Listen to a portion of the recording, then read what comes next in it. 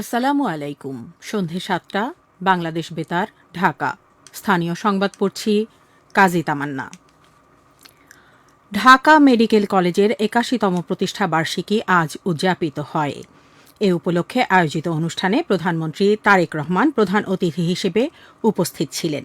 উদ্বোধনী অনুষ্ঠানে প্রধানমন্ত্রী সঠিক ও সুষ্ঠু চিকিৎসার মাধ্যমে দেশের মানুষের আস্থা ও বিশ্বাস দৃঢ়তর করতে চিকিৎসকদের প্রতি আহ্বান জানান। প্রধানমন্ত্রী বিশেষজ্ঞ চিকিৎসকদের দেশের প্রান্তিক পর্যায়ে সেবা দেওয়ার আহ্বান জানিয়ে বলেন, মানুষের দোরগোড়ায় স্বাস্থ্যসেবা পৌঁছে দিতে সরকার বদ্ধপরিকর। তিনি বলেন, আগামী সেপ্টেম্বরের মধ্যে দেশে 5টি শিশু হাসপাতাল চালু করা হবে।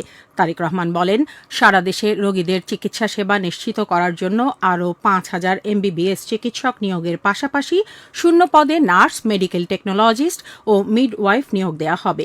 প্রধানমন্ত্রীর সহধর্মিণী ও জিয়াউর রহমান ফাউন্ডেশনের সহ সভাপতি ড জুবাইদা রহমান অনুষ্ঠানে বিশেষ অতিথি হিসেবে বক্তৃতা করেন। ইতিহাস, ঐতিহ্য এবং বাংলাদেশের অভ্যুদয় শীর্ষক দি ইস্ট বেঙ্গল রেজিমেন্টের এক আলোচনা সভা আজ রাজধানীর মহাখালী রাওয়া ক্লাবে অনুষ্ঠিত হয়। স্পিকার হাফিজউদ্দিন আহমদ বীর বিক্রম এতে প্রধান অতিথি ছিলেন।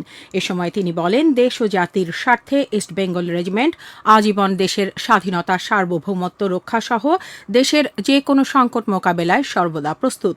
স্পিকার বলেন, 1971-এর মুক্তিযুদ্ধ ছিল জনতার যুদ্ধ, জাতির অস্তিত্ব টিকিয়ে রাখার যুদ্ধ। প্রধানমন্ত্রীর ঘোষিত বৃক্ষরোপণ কর্মসূচির অংশ হিসেবে গাজীপুর কৃষি বিশ্ববিদ্যালয়ে গাছের চারা রোপণ এবং নবীন শিক্ষার্থীদের ওরিয়েন্টেশন আজ অনুষ্ঠিত হয়।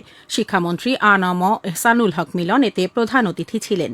বিশ্ববিদ্যালয়ের ভাইস চ্যান্সেলর প্রফেসর ড জি.কে.এম. মোস্তাফিজুর রহমানের সভাপতিত্বে অনুষ্ঠানে স্থানীয় সংসদ সদস্য এম মঞ্জুরুল করিম রনি উপস্থিত ছিলেন। কিশোরগঞ্জের পাকুন্দিয়ায় অসহায়, দুস্থ, প্রতিবন্ধী ও গুরুতর অসুস্থ 17 জনের প্রত্যেককে 10,000 করে 1,70,000 টাকার বিশেষ অনুদানের চেক বিতরণ করা হয়েছে। এ উপলক্ষে আজ উপজেলা পরিষদ মিলনায়তনে আয়োজিত অনুষ্ঠানে স্থানীয় সংসদ সদস্য জালাল উদ্দিন প্রধান অতিথি হিসেবে এসব উপকারভোগীর মধ্যে চেক প্রদান করেন। এ সময় তিনি বলেন, সহায়তা উপকারভোগীদের জীবনমান উন্নয়ন, চিকিৎসা ব্যয় নির্বাহ এবং আর্থিক সংকট মোকাবেলায় এই অর্থ গুরুত্বপূর্ণ ভূমিকা রাখবে। নারায়ণগঞ্জে আসন্ন রথযাত্রা উৎসব শান্তিপূর্ণ, সুশৃঙ্খল ও উৎসবমুখর পরিবেশে উদযাপনের লক্ষ্যে হিন্দু ধর্মাবলম্বী প্রতিনিধিদের এক বিশেষ সভা আজ জেলা পুলিশ সম্মেলন কক্ষে অনুষ্ঠিত হয়েছে। সভায় শোভাযাত্রার নিরাপত্তা, যান চলাচল নিয়ন্ত্রণ, স্বেচ্ছাসেবকদের ভূমিকা এবং সংশ্লিষ্ট সকলের পারস্পরিক সমন্বয়ের বিষয়ে বিস্তারিত আলোচনা করা হয়। অনুষ্ঠানে জেলা পুলিশ সুপার বলেন, রথযাত্রা উৎসবকে কেন্দ্র করে যাতে কোনো ধরনের অপ্রীতিকর ঘটনা না ঘটে সে লক্ষ্যে জেলা পুলিশ সর্বোচ্চ সতর্কতা ও পেশাদারিত্বের সঙ্গে দায়িত্ব পালন করবে। নরসিংদীতে হাম ও ডেঙ্গু রোগের সংক্রমণ মোকাবেলায় জেলা স্বাস্থ্য বিভাগ সর্বোচ্চ সতর্ক অবস্থানে রয়েছে। রোগীদের চিকিৎসা সেবা নিশ্চিত করার পাশাপাশি জনসচেতনতা বৃদ্ধি, নজরদারি জোরদার এবং প্রতিরোধমূলক কার্যক্রম অব্যাহত রাখা হয়েছে। ডেঙ্গু পরিস্থিতি নিবিড়ভাবে পর্যবেক্ষণ করছে জেলা স্বাস্থ্য বিভাগ। গত 24 ঘণ্টায় সরকারি হাসপাতালে 4 জন নতুন ডেঙ্গু রোগী সহ বর্তমানে জেলার বিভিন্ন হাসপাতালে 10 জন চিকিৎসাধীন রয়েছেন। স্বাস্থ্য বিভাগ জানিয়েছে, হাম প্রতিরোধে টিকাদান কর্মসূচির আওতা বৃদ্ধি, সন্দেহভাজন রোগী দ্রুত শনাক্তকরণ, প্রয়োজনীয় নমুনা সংগ্রহ এবং আক্রান্তদের চিকিৎসা সেবা নিশ্চিত করা হচ্ছে।